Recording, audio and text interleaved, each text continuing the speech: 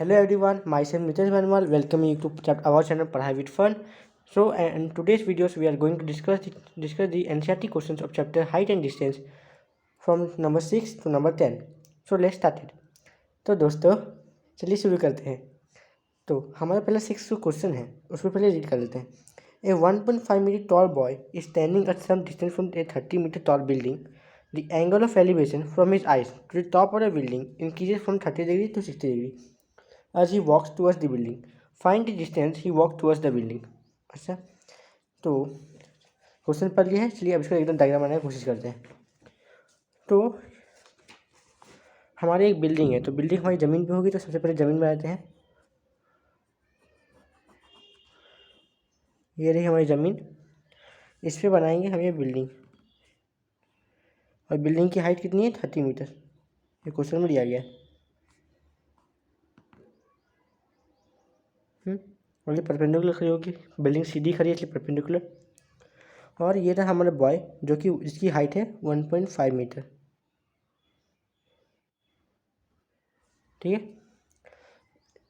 क्योंकि हमारे ऑब्जर्वर के बारे में सिर्फ हाइट बताई गई है, तो हमें ये मानना है कि उसकी आंखें एकदम उसकी यहाँ पे है।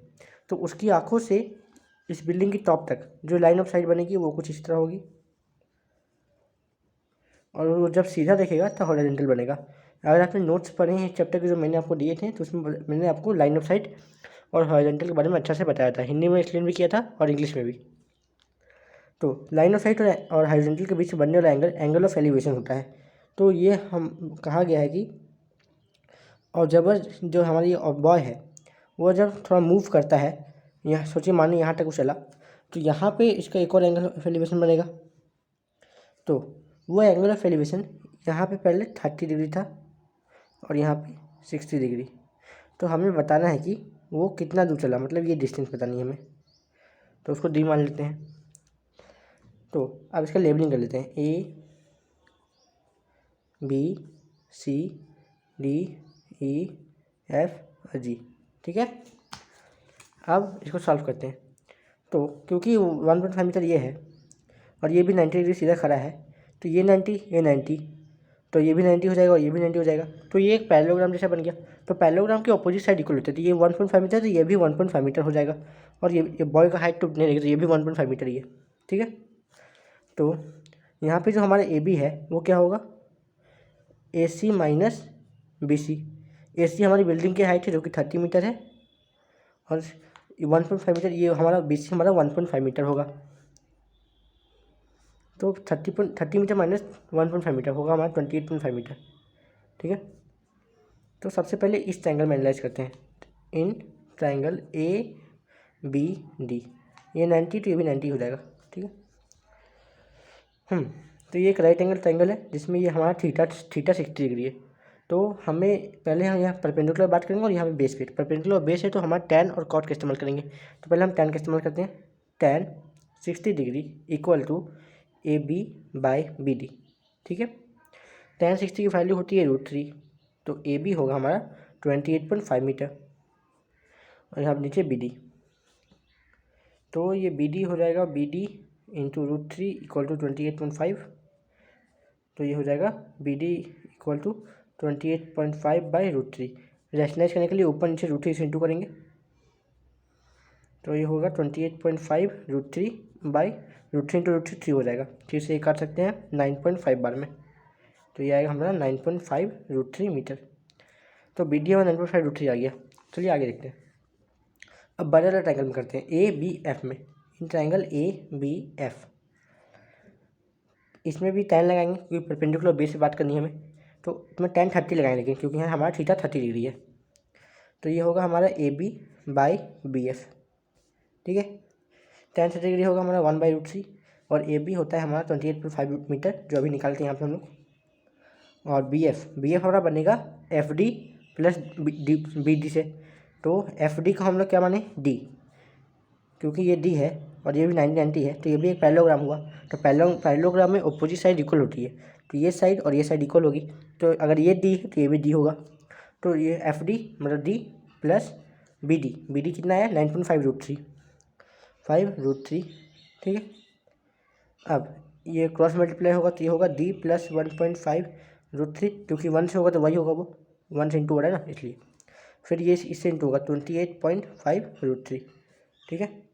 D equal to 28.5√3 minus 9.5√3, this implies D equal to, ये माइनस करेंगे तो आपका आएगा 19√3 मीटर।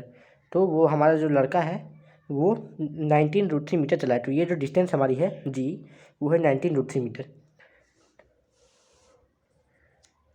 ये हुआ आपका रफ में, इतना रफ में समझा दिया मैंने। अब इसको प्रॉपर रिप्रेजेंटेशन कैसे लिखना है वो आपको नेक्स्ट वीडियो में पता चल जाएगा। तो चलिए अभी नेक्स्ट क्वेश्चन पे जल्दी से बढ़ते हैं।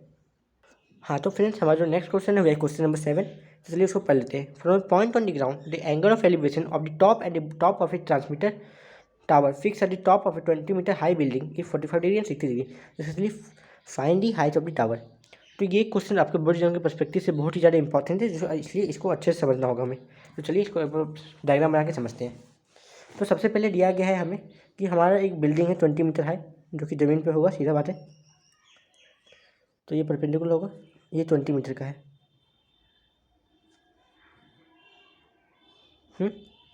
उसके टॉप पे, सोचिए इसका टॉप ये है, उसके ऊपर एक और ट्रांसमीटर टावर लगा हुआ है, एक और टावर है, ठीक। और ये ज़मीन पे एक पॉइंट है, मान लीजिए ये पॉइंट, इस पॉइंट से उस टावर के बॉटम सबसे पहले, उसके बाद उसी पॉइंट से उसके टॉप तक, ये हुआ लाइन ऑफ साइट। तो यहाँ पे दो एंगल बन रहे हैं। सबसे पहले जो उसका, यहाँ देखिए, यहाँ रेस्पेक्टिवली वर्ड का इस्तेमाल हुआ है। रेस्पेक्टिवली का मतलब होता है पहले के लिए पहला और दूसरे के लिए दूसरा। तो सबसे पहले बॉटम का जिक्र हुआ है, तो बॉटम और पहले आया, पहले ये 1 और ये टॉप 2, ठीक, और 6, ये 1 और ये 2, तो 1 और 1, तो बॉटम के लिए 45 डिग्री और 2 के लिए 6, ये टॉप के लिए 60 डिग्री होगा, ठीक है। और देख के भी पता चल रहा है, क्योंकि ये छोटा एंगल तो ये 45 डिग्री होगा और ये बड़ा है इसलिए 60 डिग्री होगा, ठीक। हमें निकालनी क्या है, इस टावर की हाइट, तो इसको h मान लेते हैं। तो देखिए इस फिगर में हमें दो राइट एंगल ट्रायंगल मिले, दोनों में ये साइड कॉमन है। तो हम इसका साइड, अगर इस ट्रायंगल की मदद से, छोटा ट्रायंगल की मदद से अगर हम बेस निकाल लिए तो बड़ा ट्रायंगल में इसका इस्तेमाल कर पाएंगे। तो चलिए इसको एनालाइज करते हैं। पहले इसका नाम लिख देते हैं ए, ये बी, ये सी और डी। ए बी सी बहुत कॉमन है, इसलिए बाबा हम इसका इस्तेमाल कर रहे हैं। तो सबसे पहले इस ट्रायंगल का इस्तेमाल करते हैं, छोटा ट्रायंगल बी सी डी का। बी सी डी में ये हमारा थीटा 45 डिग्री है, तो और क्योंकि ये परपेंडिकुलर और बेस है तो हम 10 का इस्तेमाल करेंगे। 10 45 degree equal to B C by क्या सी डी, जो कि बेस है। 10 45 डिग्री की वैल्यू होती है 1 और बी सी हमारा है 20 मीटर और सी डी के बाद सी डी लिख देंगे, तो ये क्रॉस मल्टीप्लाई हो जाएगा, तो C D equal to 20 metre. तो हमारी जो सी डी की वैल्यू है 20 मीटर आ गई है। तो अब बड़ा ट्रायंगल देखते हैं, in triangle A C D, इसमें हमारा थीटा है 60 डिग्री, क्योंकि हमें फिर से परपेंडिकुलर और बेस पे बात करनी है तो हम इसमें tan का इस्तेमाल करेंगे, tan 60 डिग्री। तो A C by C D, tan 60 degree की वैल्यू होती है √3 और ए सी, जो ए सी है ये वो ए बी और बी सी से मिलकर बना है। तो ए बी क्या है h और बी सी 20, तो हमारा जो ए सी होगा वो होगा h + 20। दिखा दे लिख के, A C equal to A B plus B C. A B हमने h माना है तो h और बी सी क्योंकि 20 मीटर तो 20 मीटर, ये होगा हमारा ए सी। तो ये होगा हमारा h + 20 by C D. C D हमारा कितना है 20, तो यहाँ 20 लिखते हैं। इसको क्रॉस मल्टीप्लाई करेंगे तो आएगा 20√3 इक्वल टू h + 20। तो ये आएगा h, ये प्लस में है तो इधर जाएगा तो माइनस हो जाएगा, 20√3 माइनस 20, ठीक है। तो ये होगा h इक्वल टू 20 कॉमन ले लेंगे तो आएगा हमारा √3 - 1। आप चाहे तो इसको यहीं छोड़ सकते हैं या फिर इसका √3 की वैल्यू रख सकते हैं। √3 की वैल्यू होती है 1.73, ठीक है। तो √3 की वैल्यू डाल देंगे, √3 की वैल्यू डाल देते हैं इस पर, तो देखते हैं कैसे कितना आता है। h इक्वल टू 20 1.73 - 1, ये आएगा हमारा 20 × 0.73। तो ये हमारा आएगा 20 × 73/100, 0 से 0 कर देगा तो ये इंटू करेंगे तो आएगा हमारा 146/10, मतलब 14.6 मीटर।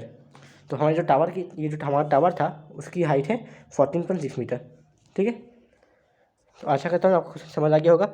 इसको प्रॉपर रिप्रेजेंटेशन के साथ कैसे लिखना है वो आपको नेक्स्ट वीडियो में मिल जाएगा। चलिए जल्दी से नेक्स्ट क्वेश्चन पे बढ़ते हैं।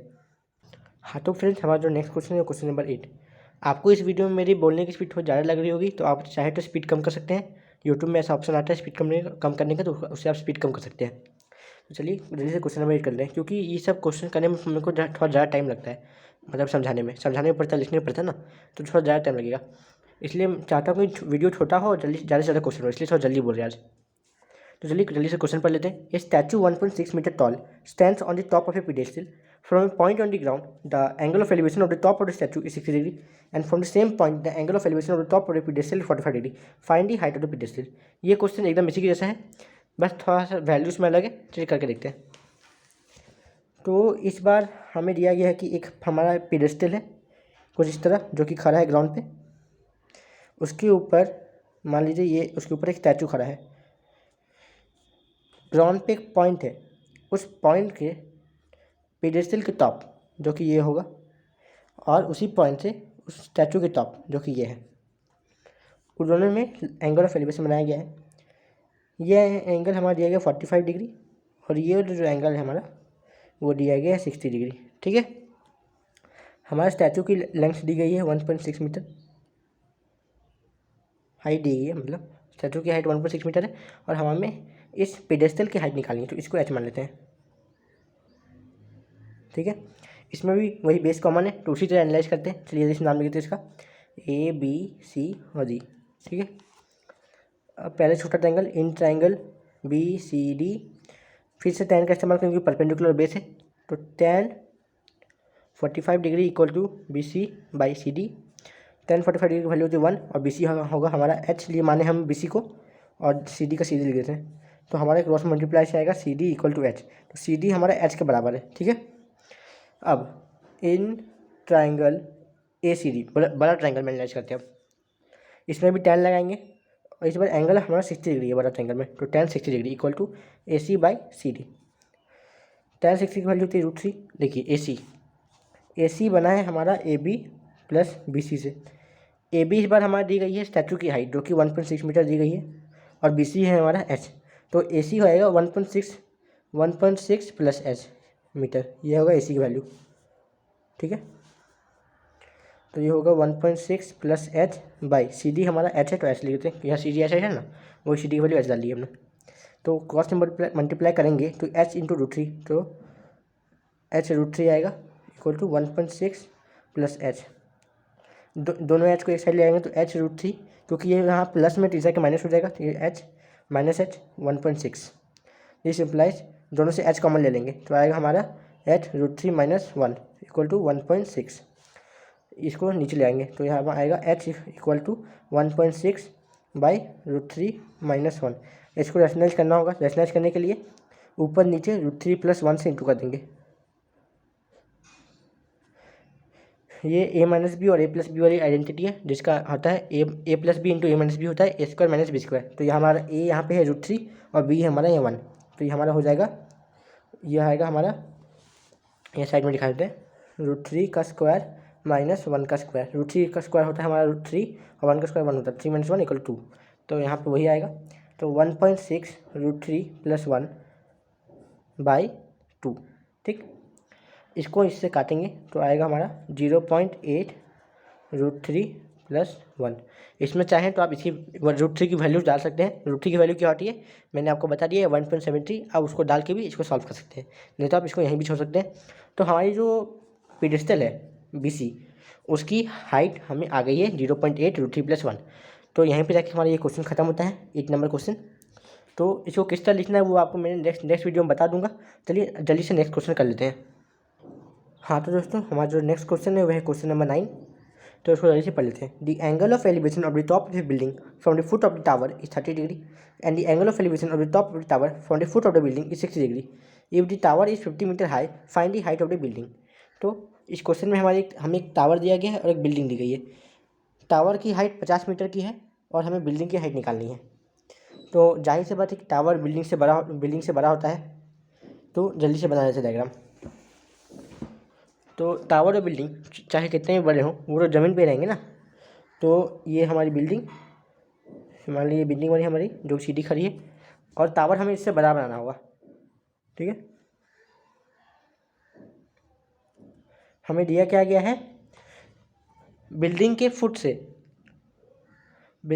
से टावर के टॉप तक एक एंगल ऑफ एलिवेशन बनाया गया है,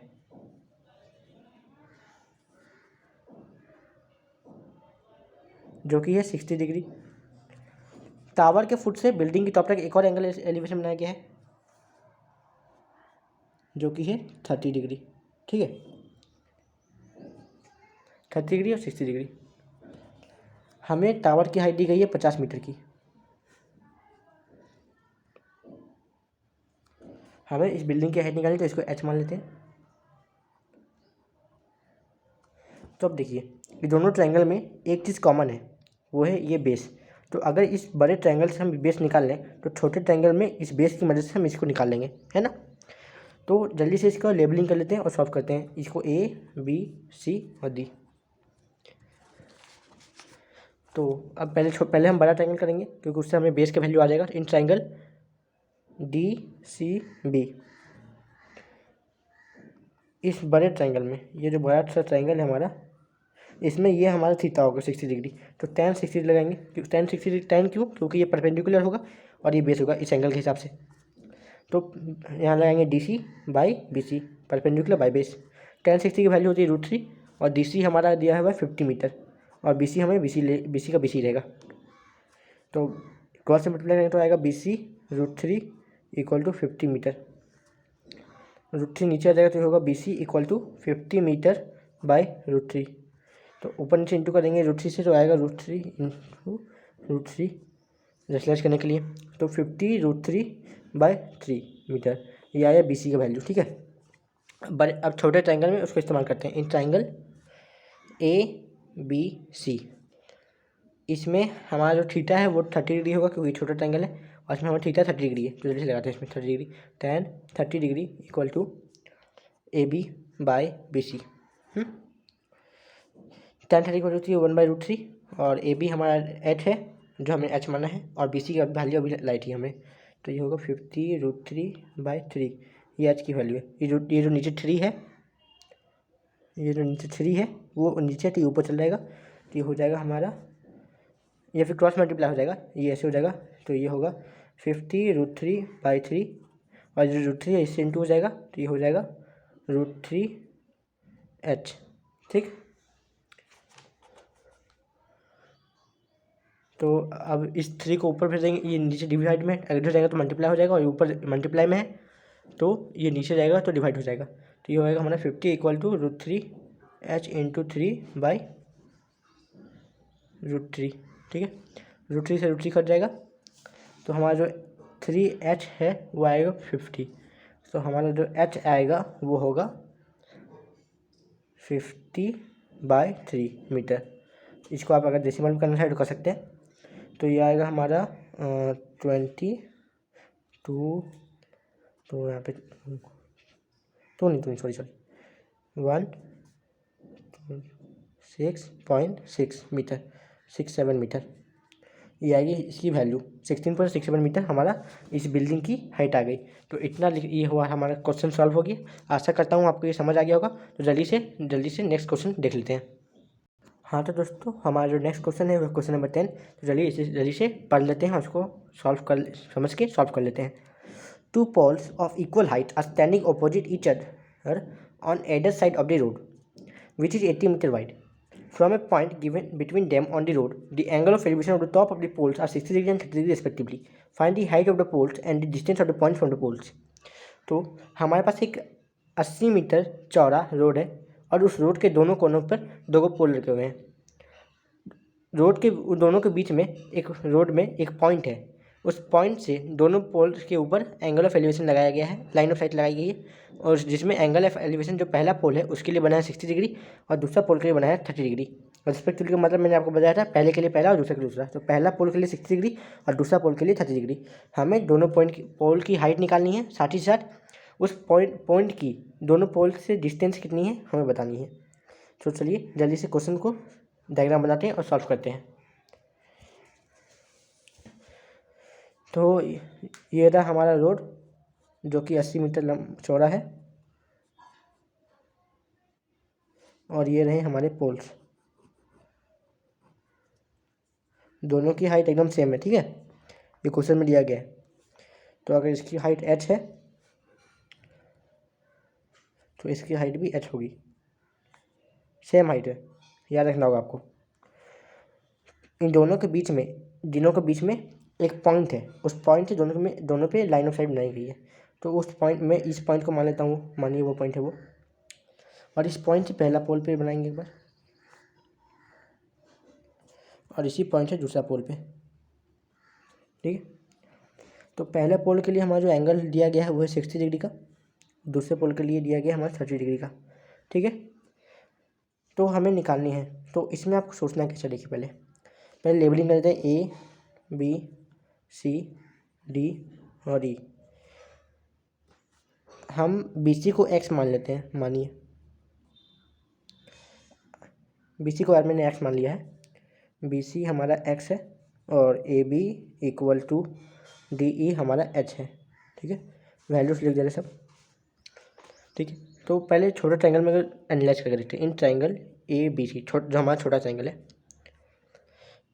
ये सेम हाइट वाला, ये tan 60 लगाएंगे क्योंकि हमें अभी परपेंडिकुलर बेस से बात कर रहे हैं हम। तो A B by B C होगा, ए बी हमारा एच है और बी सी एक्स है, और tan 60 की वैल्यू होती है √3, तो ये हमारा आएगा h by X equal to √3। फिर ये अगर क्रॉस मल्टीप्लाई करेंगे तो ये आएगा h इक्वल टू एक्स √3। तो ये हमारा एक रिलेशन आ गया, इसको आपको याद रखना, इसको आप खींच दीजिए, उसको याद रखिएगा अभी इसका इस्तेमाल आएगा। अब दूसरा ट्रायंगल देखते हैं, इन ट्रायंगल डी ई सी, ये डी ई सी ट्रायंगल है, उसमें देखते हैं tan 30 degree equal to D E by E C. तो tan 30 डिग्री की वैल्यू होगी 1/√3, डी ई तो हमारा h है ही। अब हमारा जो ई सी है वो कितना होगा, तो ध्यान से देखिए, ई सी जो है वो होगा हमारा B E minus B C, ठीक है। बी ई हमारा 80 मीटर है और बी सी एक्स है, तो हमारा ई सी जो है वो होगा 80 माइनस एक्स, है ना। तो ये होगा 80 माइनस एक्स, एच की वैल्यू हमें कितनी आई थी, x√3, तो इसके वहाँ पुट कर देते हैं 1/√3 इक्वल टू एच के जगह x√3, तो x√3 by 80 minus x, cross multiply करते हैं 1 इंटू 80 माइनस एक्स और √3 इंटू x√3, तो हमारा आएगा 80 minus X equal to √3 into √3 3 होगा, तो 3 और यहाँ पे x था तो x होगा, 80 minus X equal to 3x, ये हो गया। तो ये होगा 80, यहाँ माइनस में तुझे जाके प्लस हो जाएगा, तो equal to 3x plus X, this implies 80 equal to 4x। तो यहाँ से हमारा जो है x का वैल्यू आएगा 80/4 इक्वल टू 20, ठीक है। Therefore x equal to 20 metre. लेकिन हमें h निकालना है, तो हमारा h क्या होगा, हमारा h था x√3, x तो 20 आया, तो हमारा यहाँ पे जो h है वो होगा 20 इंटू √3 इक्वल टू 20√3 मीटर, ठीक है। ये आया हमारा h की वैल्यू। तो आपको लिखना होगा कि जो हमारे दोनों पोल्स की हाइट है वो है 20√3 मीटर, और जो हमारा जो पॉइंट है वो पहले पोल से x, मतलब कि जो हमारा 20 लिखा है, तो हमारा जो पॉइंट है वो पहले पोल से 20 मीटर की दूरी पर है। इतना लिखने के बाद आपका आंसर कंप्लीट हो जाएगा उस वक्त। लेकिन ये हमने अभी रफ में समझाया, आपको किस तरह लिखना है प्रॉपर रिप्रेजेंटेशन के साथ, वो मैं आपको नेक्स्ट वीडियो में दिखा दूंगा सारे क्वेश्चन के साथ, ठीक है। तो आज की वीडियो में इतना ही क्वेश्चन करते हैं, बाकी हमारे और 6 क्वेश्चन बचे हैं वो हमारे नेक्स्ट वीडियो में कर लेंगे। Thank you very much. और आपकी जो एनसीईआरटी सॉल्यूशंस है वो आपको पीडीएफ, इसके पीडीएफ में मिल जाएंगे इसके नीचे डिस्क्रिप्शन में, तो इसको देख लीजिएगा, ठीक है। वैसे प्रॉपर रिप्रेजेंटेशन उसमें लिखे हुए हैं, तो आप उसमें देख सकते हैं। Thank you very much. और अगर आपको ये वीडियो अच्छा लगा तो हमारे चैनल को सब्सक्राइब कर लीजिए और ज़्यादा से ज़्यादा इस वीडियो को शेयर कीजिए ताकि बहुत सारे लोगों को मदद हो जाए, और बेल आइकन को प्रेस कर लीजिएगा। Thank you very much.